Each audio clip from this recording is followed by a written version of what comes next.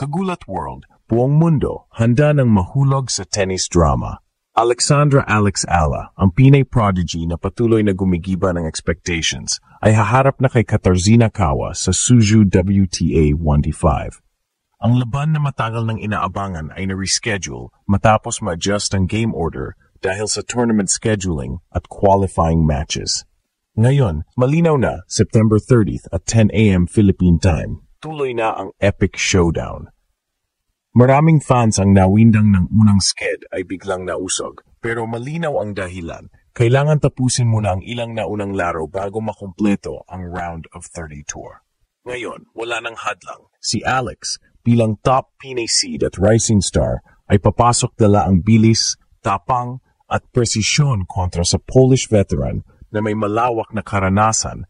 Asahan ang matinding sagupaan, mabilis na rallies, matatalim na cross-court shots, at crucial mental battles sa bawat point. Hindi lang basta laro ang nakataya dito. Ito ay pagkakataon ni Alex na patunayan na kaya niyang dominahin kahit mga mas eksperyensadong kalaban. Kaya Kagulat World, ngayon na. September 30 at 10 a.m., ang kahindik-hindik na laban ay tuloy na. Huwag palampasin, dahil siguradong punong-puno ng tensyon, drama, at Pinoy pride ang bawat minuto. Buong mundo, humihinga ng sabay-sabay sa inaabangang laban na ito. Sa wakas, tuloy na ang epic showdown ni Alexandra Alex Ala kontra sa veteranang si Katarzyna Kawa sa Suzhou WTA 125. Dapat sana kahapon pa ito nangyari, ngunit nausog ang schedule dahil sa adjustments sa tournament order at qualifying games. Ang resulta?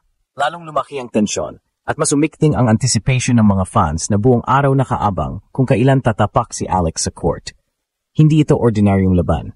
Si Alex, na dala ang bandila ng Pilipinas, ay muling nasa harap ng malaking hamon. Ang kalaban niya, si Kawa ng Poland, ay hindi basta-bastang player. May mas matinding karanasan, mas matagal sa professional circuit, at may reputasyon bilang isang fighter na hindi madaling matinag. Ngunit kung may isang bagay na paulit-ulit ng pinatunayan ng Pinay sensation, ito ay ang kanyang abilidad na sirain ang expectations at gulatin ang buong mundo. Mula pa nung umpisa ng kanyang pro career, nakilala na si Alex bilang fearless competitor. Sa edad na 20, dala niya ang kombinasyon ng bilis, court intelligence, at never say die mentality na likas sa isang Pinoy athlete. Hindi siya natitinag sa pangalan o ranggo ng kalaban. Kung titingnan mo ang kanyang mga laban, mapapansin mo kung paano niya unting sinisira ang rhythm ng mas mataas ang ranggo at kung paano siya nagiging unstoppable kapag dumating sa clutch moments. Ito ang dahilan kung bakit maraming fans ang tinatawag siyang giant killer ng bagong henerasyon.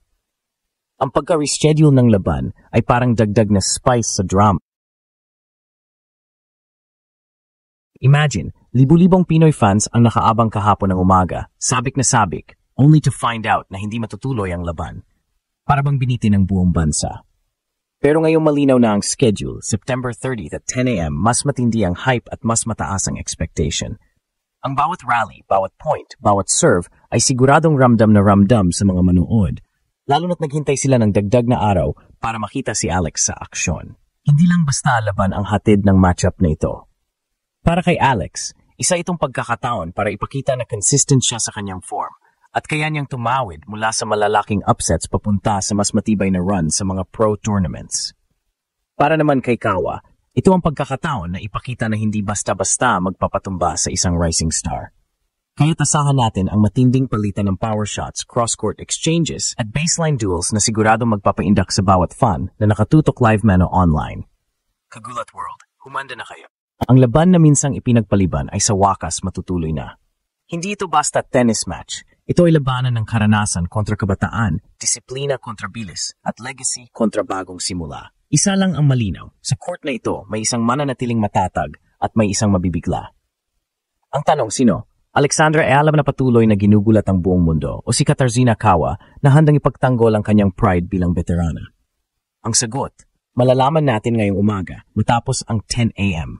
At sisilipin natin kung paano posibleng maglaro at magharap si Alexandra Ala at Katarzyna Kawa sa court.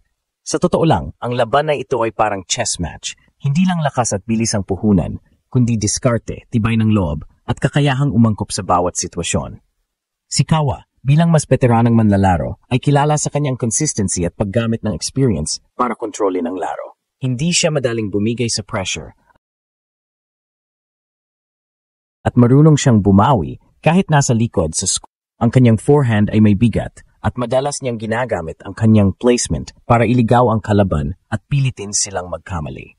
Sa kabilang banda, si Alex ay sanay na sa ganitong estilo. Paulit-ulit na niyang napatunayan na kaya niyang basahin ang mga galaw ng mas matanda at mas mataas ang ranggo sa kanya.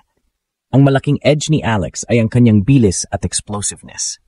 Sa bawat rally, may abilidad siyang biglang mag-shift mula sa defense papuntang offense. Kapag nailagay sa likod, mabilis siyang makaka-recover at makakabalik ng bola na may kakaibang anggulo. At kung makakuha siya ng pagkakataon, pwede niyang tapusin ang punto gamit ang malulupit na cross-court winners o drop shots na halos imposibleng abutin. Ito ang klase ng unpredictability na maaring makasira sa momentum ni Kawa. Ngunit hindi rin pwedeng maliitin ang mental aspect ng laban. Tandaan, si Kawa ay dumaan na sa mas maraming high-pressure matches. Ang kanyang karanasan ay sandata laban sa kabataan ni Alex. Kung may pagkakataon na makapasok siya sa isip ng batang Pinay, maaring bumagal ang rhythm at maging mahirap para kay Alex na makabalik. Kaya napakahalaga ng composure sa laban na ito. Ang advantage naman ni Alex ay ang kanyang fearless mentality. Sa mga nakaraang laban niya, paulit-ulit niyang ipinakita na hindi siya natitinag kahit sa pinakamalaking stage. Sa halip, ginagamit niya ang pressure bilang gasolina para mas tumindi ang laro niya. Sa bawat crucial point, tila mas lumalakas siya kaysa humihina. Ito ang isa sa mga dahilan kung bakit siya tinaguri ang giant killer ng kanyang henerasyon. Dagdag pa dito, mahalagang factor din ang crowd at ang suporta ng mga Pinoy worldwide. Sa bawat tournament, ramdam ni Alex ang online at live presence ng mga kababayang sumusuporta sa kanya. Ang energy na ito ay parang invisible weapon na nagbibigay sa kanya ng dagdag na confidence at firepower. Habang lumalapit ang laban kontra Kawa, asahan natin na ito ang magiging dagdag na tulak para hindi siya panghinaan ng loob. Sa kabuuan, magiging sagupaan ito ng dalawang magkaibang estilo, isang veteranang kalmado at sistematiko kontra isang batang mabilis, agresibo at unpredictable.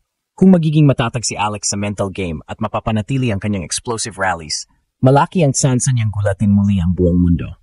Ngunit kung makontrol ni Kawa ang tempo at may bagsak si Alex sa unforced errors, maaring siya ang umuwi ng panalo. Kagulat World, ang laban na ito ay parang banggaan ng dalawang henerasyon. Sino ang manaig, ang karanasan o ang kabataan?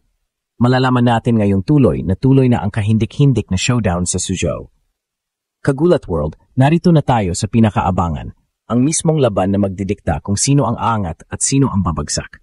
Alexandra Alex Ella, ang Pinay Giant Killer, ay sasabak kontra Tarzina Kawa sa isang match na hindi lang basta tennis, kundi simbolo ng laban ng kabataan laban sa karanasan.